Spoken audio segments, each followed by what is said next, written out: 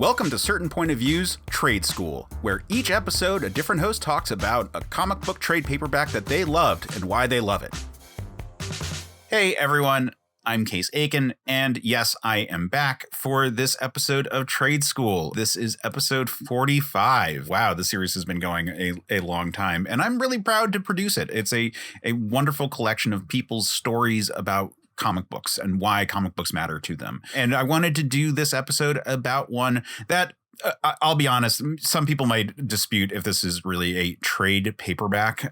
It's definitely a graphic novel, but I purchased it at Borders Books. I still have the sticker for it on here.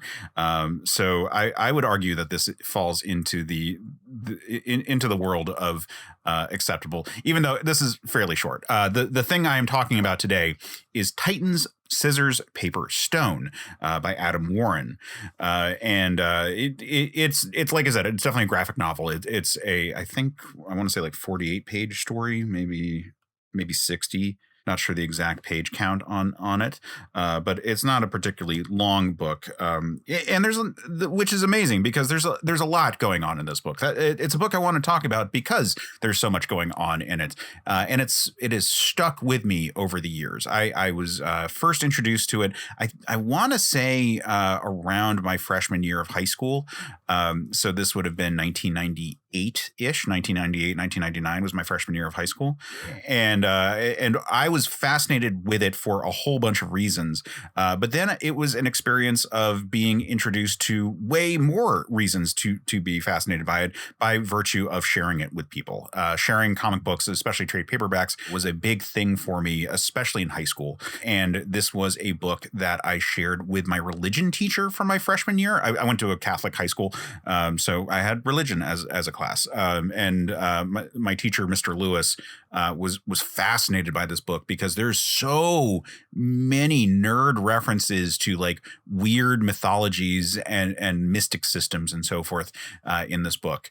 And I was not, I mean, like you're aware that there's like symbols and so forth that are going on, but to know that they're actually like real symbols, like symbols to real systems and so forth, and not just made up, was a really cool experience to discover with this book. It's always cool to find out that something you enjoy has additional layers that are also cool and nerdy. And Titans, Scissors, Paper, Stone is very much a book with a lot of stuff going on that you can dig deeper into and find out more about. So Adam Warren, the creator of this one-shot story, is best known for his series Empowered, which is an adult book. Like it's I wouldn't call it cheesecakey, but it's for an adult audience, like 18 plus audience. This isn't so much. There's a little bit of titillation going on in here. Warren has a very anime style, and in fact, I was introduced to Warren's style before I read this book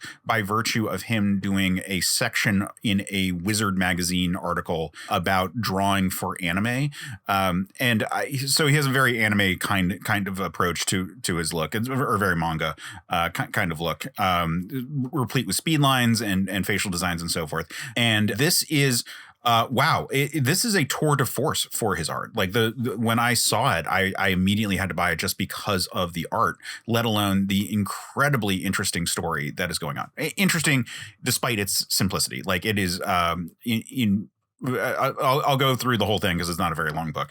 But the art is just fantastic. It is kinetic. It is beautifully rendered with early computer graphics in terms of like gradients and so forth. And it just looks really, really good. It is very cool. And the setup for everything is very cool. Because this is a cyberpunk superhero story, burying the lead there. It's a really cool future story that doesn't even know for sure if superheroes were ever a real thing. And like this is a group of to translate the language that they use for this all, because it's this like future world, like Basically, the story takes place on an asteroid that has been hollowed out and converted into a university. And at this university, there's all kinds of Earth standard biomes that people live in, and do research in. And it's about a bunch of students who find out that there's going to be some kind of cataclysm, or as they say, a clism that is going to occur. One of the characters is a witch. She has what they refer to as a Nietzschean gene mage trait. Basically, her magic is any sort of magic she can make real, like she bends reality. And this is the most mystical aspect of the book. The rest is more in the sci-fi category. But this is one where she is able to bend reality and to make magic systems, even if they are contradictory or bad information. They keep saying bad nano, but that it's bad information that this is a series that is very like dismissive of the existence of magic as a thing, but still is fascinated by it all. And so the and all the names are so weird. So the main girl, who we will call Witchy Poo because that ends up being what her code name is. She's able to make magic work of any style, and so she at one point mentions that she augured a synthetic goat, and so it's just weird technology combined with literally any magic system that you could imagine, going into them figuring out that there's going to be this sort of incident. And she recruits a bunch of people along with her ex-boyfriend. He ends up being, because they have this whole idea that what they're going to do is they're going to imitate a superhero story, and that will allow her magic power to make it so that it conforms to the tropes of the story. So it's a very like meta kind of adventure where this group of students that she assembles are all going to play act as superheroes, and in doing so it's going to prevent anything from going too wrong because they're trying to conform to superhero fiction, and they're trying to play act as the Titans, and specifically it's they're doing Raven, they're doing Cyborg, Robin / Nightwing, and they are doing Starfire. So they're doing the new Teen Titans,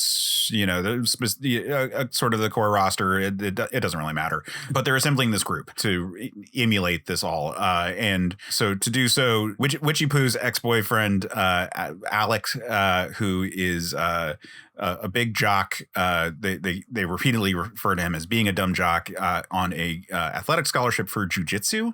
So he's in shape and quite capable of fighting innately. They upload him with a synthetic consciousness that is Batman. And in it, Batman, who they don't acknowledge for real being Batman until the very end, where she says goodbye, Bruce. But yeah, it's an artificial consciousness that understands that he might not be real. He might be like completely a fictional consciousness, but it takes control over the body of her ex-boyfriend. He becomes Captain Thug and plays the role of the Robin / Dick, the Dick Grayson, which they have a really good joke where it's like, you need a dick, as in Dick Grayson, Robin, Nightwing. But he's very funny because he plays like Batman, who's like completely over this shit, and it is just a delightful take on the character as he has to sort of just deal with the fact that he's in a world that he does not understand, because it is a crazy sci-fi world with weird gravity and so forth. And I'll get into more of those details as we talk about the rest of the team, because they assemble a crazy team. Even though there's only 4 of them, they have wild things going on. I mean, like I said, Captain Thug has an artificial consciousness that's uploaded into his brain via a port that is on his neck. And Witchy Poo has the ability to render all magic systems real. We also have a cyborg character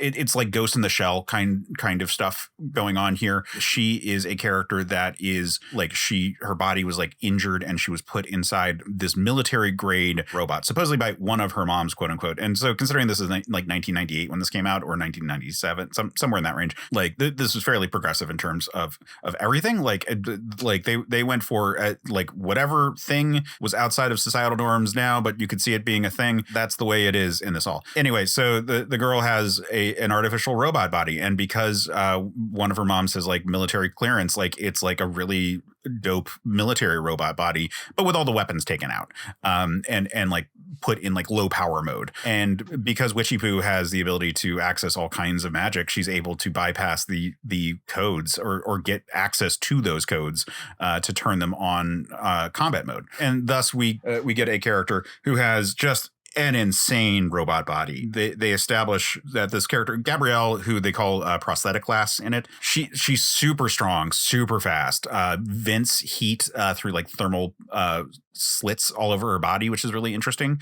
And then she's able to vomit like plastic explosives because she's able to, or like it's a robot body where like everything is under control of it. And it's like really cool with like line work all over it. Her hands like open up and reveal grappling hook launchers that she uses to swing around. And she's super effective. And I'll get into like the whole story is told juxtaposed between the rounding up of everyone and them being used in combat scenes. And I haven't actually described the threat. It's a monster. We'll get into the details later. But it's them fighting a monster with like sub monsters. And so she's really good against the henchmen like that.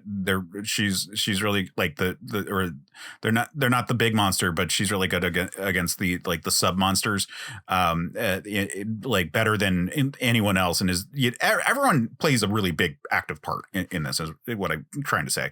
But yeah, so the cyber tech stuff is really cool. It's very Ghost in the Shell, like very fast paced with like speed lines, and it's all very cool. Then we get Hikaru Mono, who is Dead Pretty Boy, and he is the Superman analog for this group. They actually shouted out.